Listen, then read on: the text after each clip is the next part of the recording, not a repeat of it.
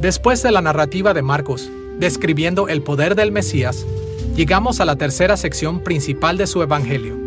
Un corto episodio que registra la afirmación de los apóstoles acerca del Mesías en capítulo 8, versículos 27 al 30. Esta es la escena famosa en el camino a Cesarea de Filipos, en la que Jesús reveló a sus discípulos la confesión de que Él era el Cristo. Y casi todos los estudiosos de Marcos coinciden que esta confesión forma la piedra angular del Evangelio de Marcos. En el primer versículo del Evangelio, Marcos escribió principio del Evangelio acerca de Jesucristo, el Hijo de Dios. Jesús era el Cristo, el Mesías, pero desde ese versículo hasta ahora, la palabra Cristo no había aparecido en ningún lugar del Evangelio de Marcos. Marcos no había hablado de Jesús como el Cristo. Él no había reportado que sus discípulos le llamaban el Cristo, o que la gente a quien él les testificó hubieran especulado que él era el Cristo, o aun que los demonios hubieran usado el término Cristo. De hecho, casi todos los que habían tratado de identificar a Jesús se habían equivocado. Ellos pensaron que era un simple hacedor de milagros, o un profeta, o Juan el Bautista, o un lunático, o un endemoniado poseído por Beelzebú. Pero en este momento, Jesús decide que es tiempo de presionar a sus discípulos para que reconocieran quién Él realmente es. Escuchemos su diálogo en Marcos capítulo 8, versículos 27 al 29. Jesús preguntó a sus discípulos diciéndoles: ¿Quién dicen los hombres que soy yo? Ellos respondieron: unos, Juan el Bautista, otros, Elías, y otros, algunos de los profetas. Entonces él les dijo: ¿Y vosotros? ¿Quién decís que soy? Respondiendo Pedro le dijo: Tú eres el Cristo. Después de 8 capítulos de evidencia, los apóstoles finalmente afirmaron su creencia de que Jesús era el Cristo, el Mesías, el que traería el reino de Dios. Después de la afirmación de los apóstoles acerca del Mesías, la cuarta sección principal del Evangelio de Marcos tiene que ver con el sufrimiento del Mesías. Esta sección se extiende del capítulo 8, versículo 31, al capítulo 15, versículo 47. En la primera mitad del Evangelio, Marcos se había enfocado en cómo el poderoso ministerio de Jesús condujo a la gloriosa afirmación de que Él es el Cristo. Pero en este punto, Marcos empezó a enfatizar un aspecto diferente del trabajo mesiánico de Jesús: su sufrimiento y muerte en Jerusalén.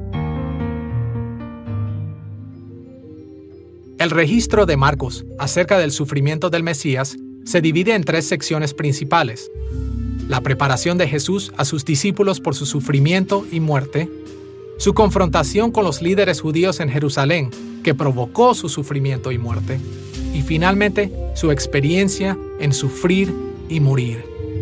Exploremos cada una de estas secciones, empezando con su preparación en Marcos capítulo 8, versículo 31 al capítulo 10, versículo 52. El material que describe la preparación de Jesús a sus discípulos puede ser dividido en 3 partes principales. Cada una comienza con Él prediciendo su sufrimiento, muerte y resurrección. La primera sección se enfoca en Jesús como el Señor del reino, en Marcos capítulo 8, versículo 31 al capítulo 9, versículo 29. Marcos comenzó con un reporte de la estrategia inesperada de Jesús para traer la gloria del reino de Dios a la tierra, o sea, sufrimiento, muerte y resurrección de Jesús, la cual Marcos explicó en el capítulo 8, versículo 31, al capítulo 9, versículo 1.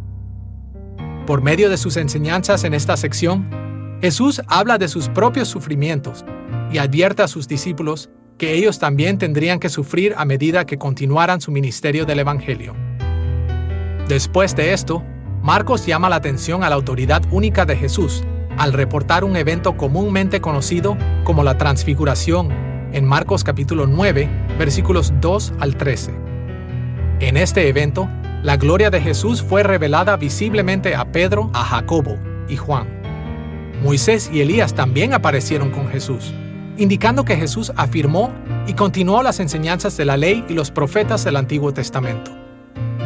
Pero Dios mandó a los discípulos a honrar y a obedecer a Jesús por encima de Moisés y Elías. Este evento preparó a los discípulos de Jesús, recordándoles a seguir fieles a Jesús por sobre todos los demás, y al animarlos a que esa lealtad a Jesús era la forma más pura de lealtad a Dios y a su revelación del Antiguo Testamento. Finalmente, Marcos se enfocó en el poder único de Jesús al revelar su habilidad de controlar los demonios en Marcos capítulo 9, versículos 14 al 29. Los discípulos de Jesús no pudieron sacar un demonio particularmente difícil, y Jesús les enseñó que tales demonios solamente se pueden exorcizar con oración. Pero Jesús mismo pudo sacar el demonio con una simple orden. De esta manera, demostró su superioridad sobre todos los demás y aseguró a sus discípulos que Él tenía poder ilimitado para hacer su voluntad. Sin tomar en cuenta los temores y dudas que iban a experimentar cuando fuera asesinado, su poder los debía animar a permanecer firmes en su fe en Él. La segunda parte del relato de Marcos de la preparación de Jesús para su pasión, muerte y resurrección tiene que ver con los valores del reino de Dios y se encuentra en Marcos capítulo 9, versículo 30 al capítulo 10, versículo 31. Como en cada sección del relato de Marcos acerca de la preparación de Jesús para ir a Jerusalén, este comienza con la predicción del sufrimiento, muerte y resurrección de Jesús. Esto nos ayuda a ver que Marcos seguía enfatizando la preparación de los discípulos para esos eventos, y que después de ese anuncio, Jesús continuó preparando a sus discípulos explicándoles que Dios no juzga las cosas de la misma forma que lo hacen los humanos. Así que, sin importar lo que ellos sufran, y sin importar las cosas extrañas que sucedan, ellos no debían de juzgar las cosas de la forma que lo hace el mundo. En vez de eso, ellos debían estar seguros que Dios estaba usando estos eventos para traer su reino y glorificar a Jesús. Después de la predicción de Jesús en Marcos capítulo 9, versículos 30 y 31, Marcos reporta las enseñanzas de Jesús sobre los valores del reino. En esta sección, Jesús demostró cómo las instituciones del mundo discrepan con la verdad de Dios, básicamente en 5 áreas de la vida. Primero, Jesús habló del honor en Marcos capítulo 9, versículos 32 al 42. Haciendo énfasis en que aquellos a quien más se les honra en el reino de Dios son los menos honrados en esta vida. Segundo, Jesús habló del valor en Marcos, capítulo 9, versículos 43 al 50. Específicamente, instruyó a sus seguidores a despojarse de todo lo que les impida perseguir las metas del reino de Dios, sin importar el valor que esas cosas tienen en esta vida. Tercero, Jesús habló del matrimonio en Marcos capítulo 10, versículos 1 al 12. Su punto fue que el matrimonio y el divorcio deberían ser reconocidos de acuerdo a la ley de Dios en vez de la ley de los humanos, aunque la ley de los humanos parece ser intuitivamente más justa. Cuarto, Jesús habló de nuevo acerca de los niños en Marcos capítulo 10, versículos 13 al 16. Sin importar lo que Jesús había dicho, los discípulos seguían evitando que los niños se acercaran a Él. Como respuesta, Jesús les recordó que Dios ya le había dado su reino a estos niños. Así que al rechazar a los niños, los discípulos se oponían a Dios. Y quinto, Jesús habló de las riquezas en Marcos capítulo 10, versículos 17 al 31. Esta es la conocida historia del joven rico, quien se entristeció cuando Jesús le dijo que su apego al dinero le estaba evitando abrazar los valores del reino de Dios. En cada una de estas secciones de enseñanza, Jesús explicó los valores del reino de Dios para que sus discípulos estuvieran mejor preparados para aceptar su sufrida muerte y las cosas difíciles que tendrían que pasar como sus seguidores. La tercera parte del relato de Marcos acerca de la preparación de Jesús para Jerusalén tiene que ver con el liderazgo en el reino de Dios. Lo encontramos en Marcos capítulo 10, versículos 32 al 52.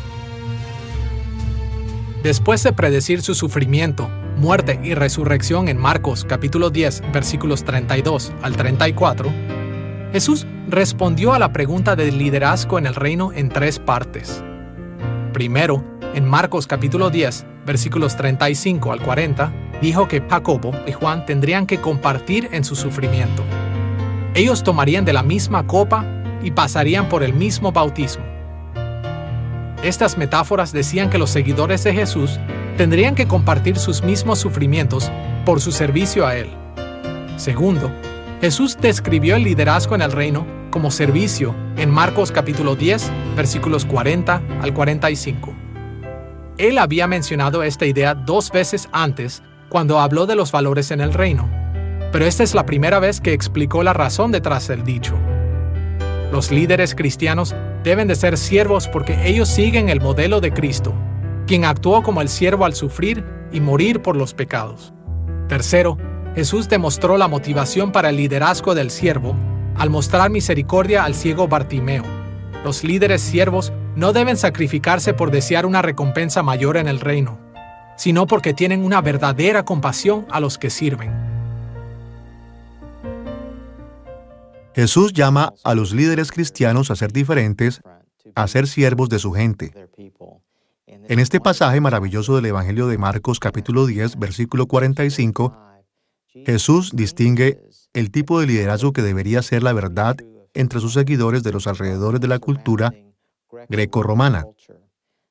El paradigma predominante del liderazgo en los días de Marcos era la demostración romana de poder y dominio sobre su gente. Y Jesús dijo, no vine a ser servido, sino a servir y a dar mi vida para el rescate por muchos. Así que Jesús está pidiendo, ordenando a sus seguidores a seguir su tipo de liderazgo, a liderar como siervo y no a seguir el paradigma del dominio romano que prevalecía en los días de Marcos. Jesús insistió que el liderazgo en el reino de Dios no puede ser modelado según el patrón del liderazgo del mundo. En vez de eso, necesita seguir su propio ejemplo de sufrimiento. En cierta forma, estas debieron haber sido noticias desalentadoras a los lectores de Marcos en Roma. En vez de asegurarles que su sufrimiento era anormal y pronto pasaría, el Evangelio de Marcos les asegura que el sufrimiento era común para aquellos quienes seguían a Cristo. Pero al mismo tiempo, estas noticias debieron haber tenido un lado animador. El sufrimiento de la iglesia es parte del plan de Cristo para la victoria. Como lo escribió Pablo en Romanos capítulo 8, versículo 18, las aflicciones del tiempo presente no son comparables con la gloria venidera que en nosotros ha de manifestarse. Después de reportar la preparación de Jesús de sus discípulos, Marcos vuelve a la confrontación de Jesús con los líderes judíos en Marcos capítulo 11, versículo 1 al capítulo 13, versículo 37. El registro de la confrontación de Marcos se divide en 2 partes principales. Primero, las narrativas de oposición en el capítulo 11, versículo 1 al capítulo 12, versículo 44. Y segundo, el discurso del Monte de los Olivos, en el capítulo 13, versículos 1 al 37. En toda esta sección de su evangelio, Marcos reportó cómo Jesús forzó la mano de los líderes judíos. En las partes anteriores del evangelio de Marcos, Jesús no buscó tener conflicto con los líderes judíos. Él había enfrentado oposición principalmente cuando la gente se oponía a su ministerio de misericordia. Pero en esta sección, Marcos reporta que Jesús activamente buscó la oposición para poder moverse hacia su crucifixión. Primero, la entrada triunfal de Jesús a Jerusalén en Marcos capítulo 11, versículos 1 al 11. Públicamente lo declararon el Mesías y el Rey legítimo de Israel. Después, su condenación a Israel como una higuera seca en Marcos capítulo 11, versículos 12 al 14 y 20 al 25.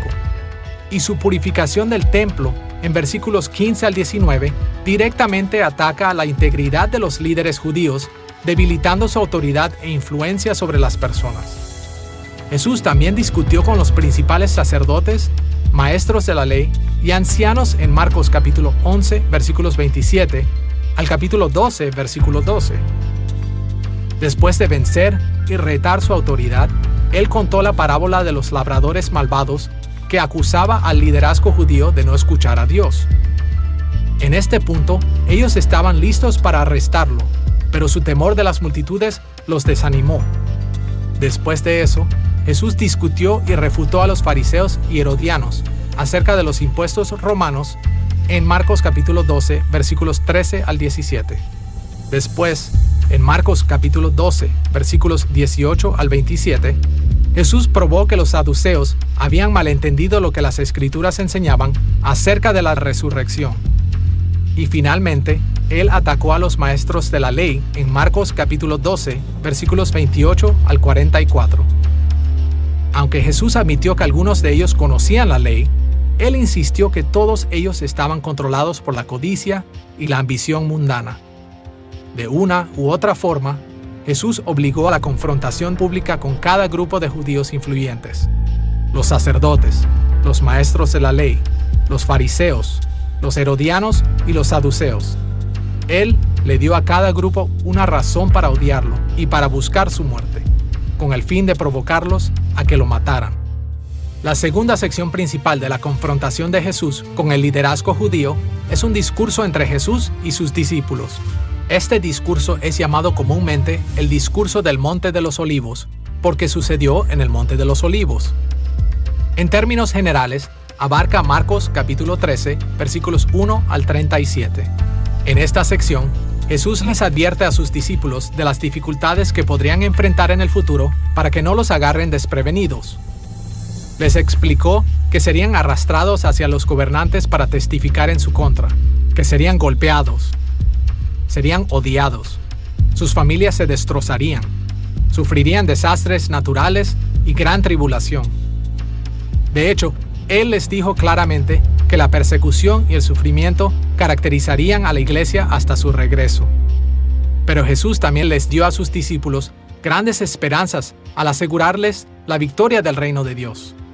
Por ejemplo, en Marcos capítulo 13, versículos 26 y 27, les recordó la gran victoria que sería de ellos si permanecían fieles a Él cuando consumara su reino en poder y gloria.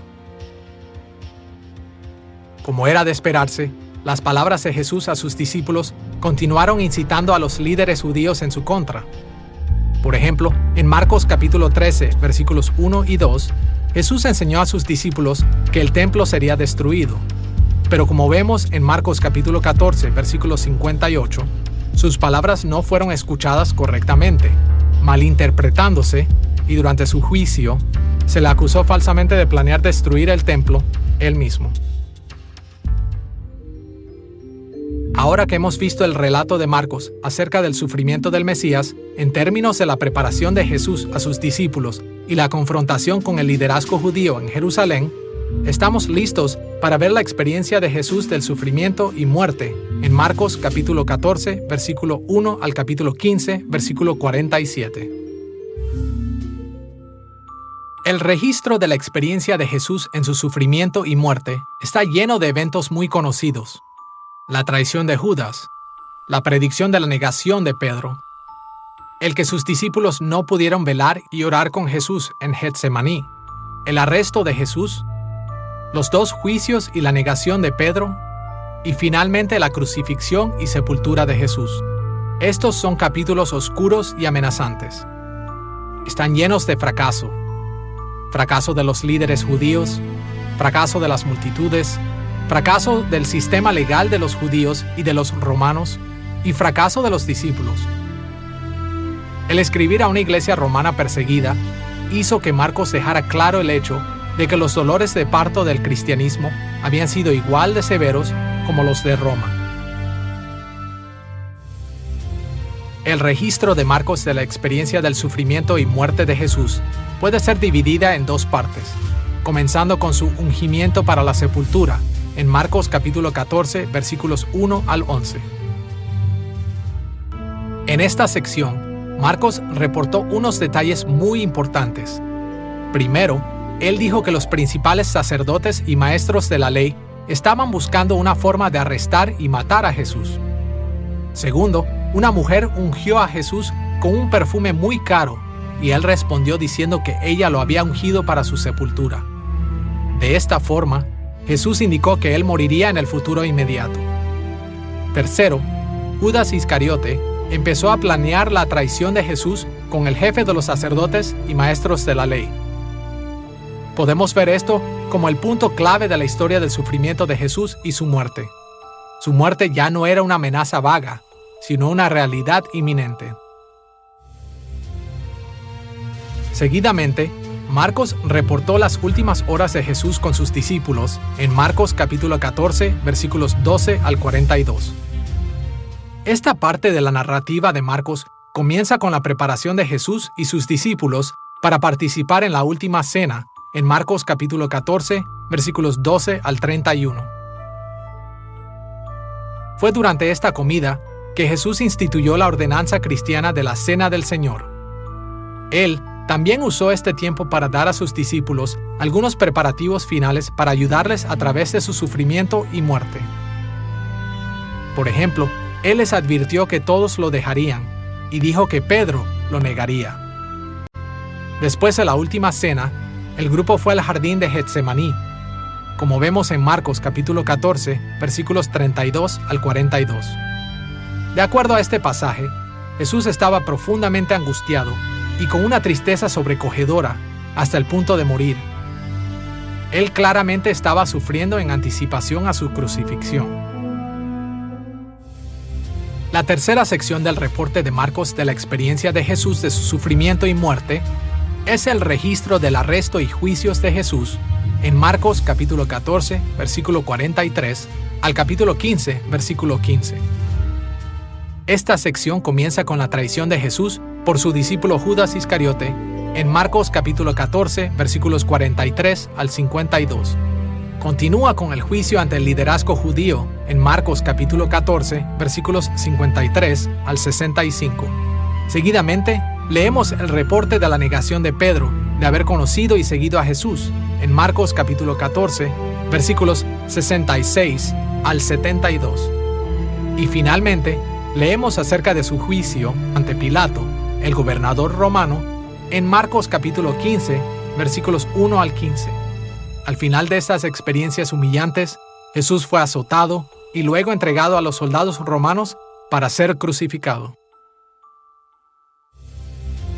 La cuarta parte del relato de Marcos de la experiencia de Jesús, de su sufrimiento y muerte, cubre la crucifixión de Jesús en Marcos capítulo 15, versículos 16 al 47. Comienza cuando Jesús es entregado a los soldados romanos para ser azotado, humillado y asesinado en una cruz como un criminal común. Desde la perspectiva humana, su sufrimiento fue abrumador. El hecho de que Jesús sufrió este maltrato en manos de los romanos debió haber conectado estos eventos fuertemente a la audiencia original de Marcos, que eran los cristianos romanos. Ellos inmediatamente pudieron haber visto los paralelos entre los sufrimientos del Señor y los suyos, y debieron haber tomado ánimo e inspiración para perseverar aún en medio de sus propias dificultades. Pero la peor parte del sufrimiento de Jesús fue que el pecado del mundo fue puesto sobre él, y él fue objeto de la ira de Dios el Padre. Finalmente, después de haber muerto, fue puesto en una tumba, su cuerpo sin ser preparado para la sepultura porque no había tiempo antes del día de reposo.